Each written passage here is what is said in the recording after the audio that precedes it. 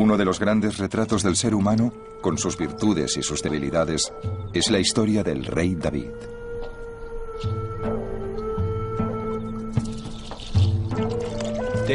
La de David es una historia humana, realmente palpitante de realismo. No es solo la historia de un héroe, es la historia de una familia desestructurada y de un hombre lleno de defectos, pero que no podía resultar indiferente. Y eso inspiró a un genio literario temprano, tal vez el primer genio literario de la historia, para poner la vida de este hombre sobre el papel, o digamos que sobre el pergamino. Ignorante del destino de David, Saúl admitió al joven en su palacio para que tocara el arpa y calmara su espíritu. Pronto, David fue como un hijo para Saúl. Entonces, un día, llegó al palacio la noticia de que el mayor de los guerreros filisteos, Goliat, había desafiado a los israelitas a que mandaran a alguien a luchar con él en combate singular. Nadie se atrevía a aceptar el desafío. Solo el joven arpista del rey.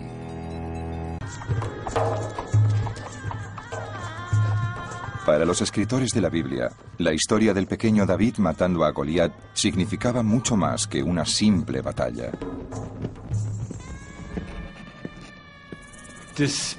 A pesar de las fantasías que tenían de ser un pueblo poderoso y más numerosos que las estrellas del cielo y todo eso, sabían que eran un pueblo pequeño y que había vastos imperios al sur y al este que podían conquistarlos en cualquier momento.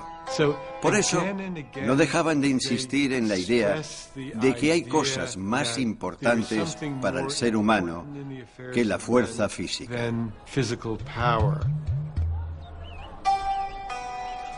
Cuando David mató a Goliat, su fama se extendió por Israel. El amor del rey Saúl se convirtió en celos e intentó matar a David una y otra vez. David huyó de la corte de Saúl y se convirtió en un bandido. Una noche, desde su escondite, David vio a Saúl y su ejército.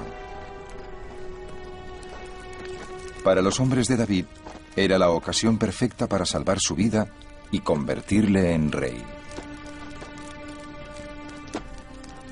En medio de la noche, David y uno de sus hombres se abrieron camino hacia el campo enemigo y encontraron a Saúl dormido en su campamento.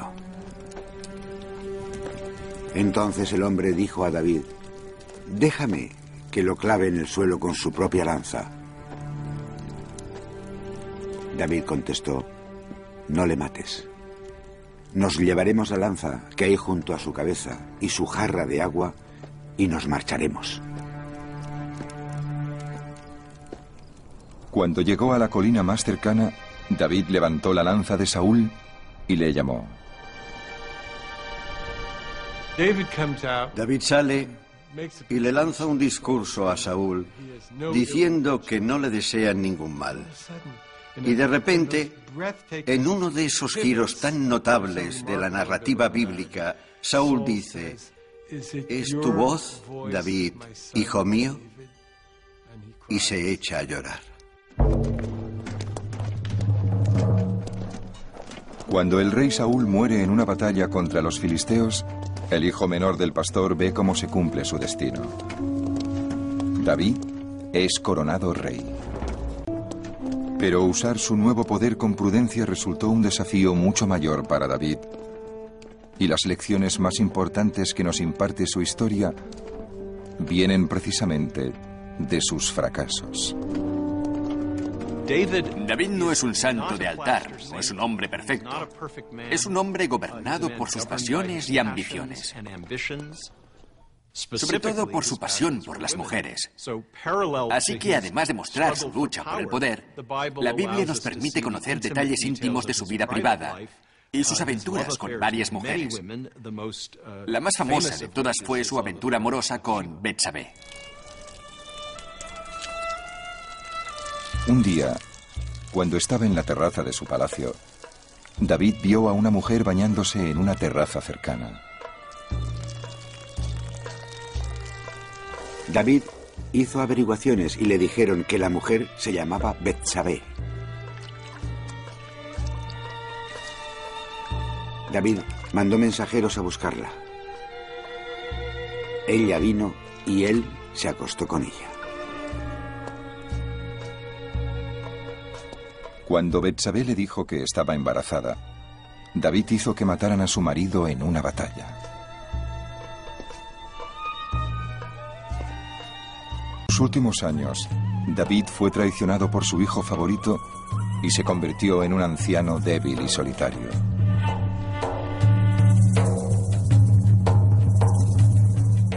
Para los escritores de la Biblia, la violación de los mandamientos por parte de David y la maldición de Dios sobre su casa ayudaban a explicar los desastres que sufriría Israel en los años posteriores a David.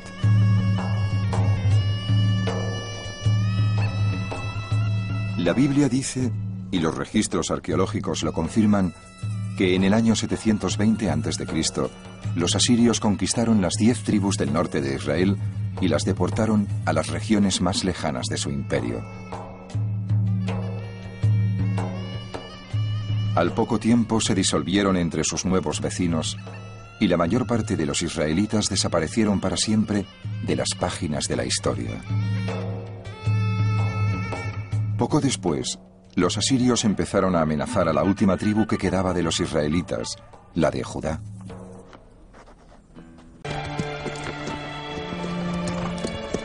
En el año 640 a.C., la tierra de Judea estaba gobernada por el rey Josué.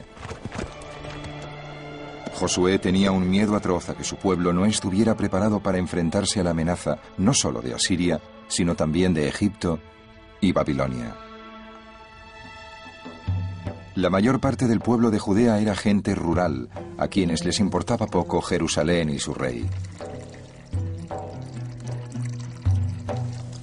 Tampoco sabían gran cosa del contrato de Israel con el Dios único.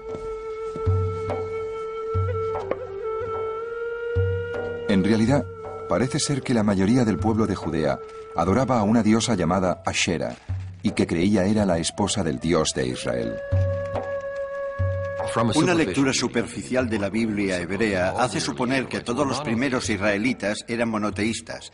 Pero hoy en día, muchos arqueólogos y estudiosos de la Biblia creen que el monoteísmo fue una evolución mucho más tardía y tal vez no llegó a imponerse hasta la caída de Jerusalén a principios del siglo VI a.C. Así que los primeros israelitas eran casi todos politeístas. Tal vez adoraban al nuevo Dios, Yahvé, pero junto a él adoraban a Alé, la antigua deidad masculina del panteón cananeo, y sobre todo adoraban a Ashera, la diosa madre. Ya sé que a muchos les parecerá difícil aceptar, pero Dios tenía una compañera.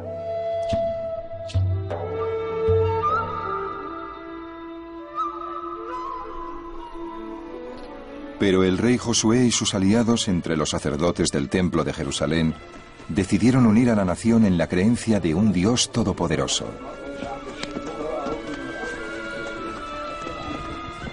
Y así, en el año 622 a.C., dijeron que en el templo habían encontrado un libro desconocido hasta entonces, escrito por Moisés, llamado el Deuteronomio.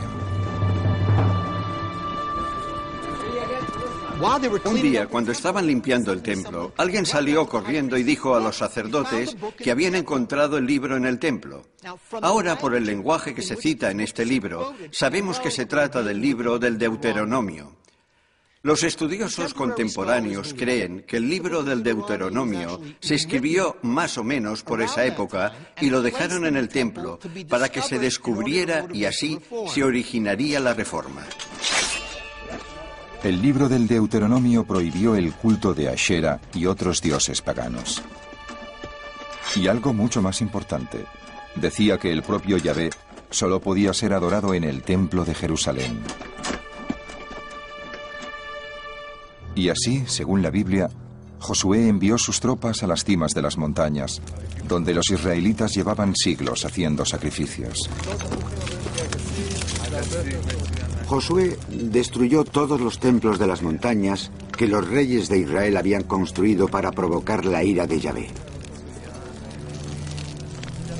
A todos los sacerdotes de las cimas que estaban en sus templos los descuartizó sobre los altares. Y en esos mismos altares quemó huesos humanos.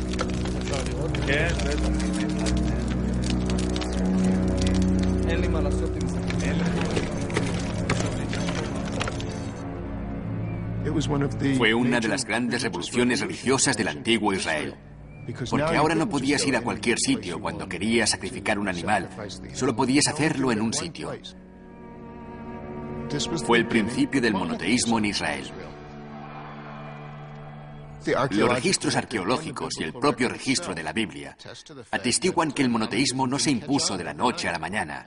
La gente no salió y dijo, vaya, sí que existe un solo Dios. Voy a tirar todas estas estatuas que tengo en casa, que pertenecieron a mi abuelo y a todos sus antepasados, y dejaré de adorar a los dioses que siempre he venerado. Era una idea increíblemente nueva para la gente. El Deuteronomio fue un logro increíble. Dio vida al monoteísmo en Judea, volviendo a narrar la historia de Moisés, centrándose sobre todo en enseñar cómo debían tratarse los humanos entre sí.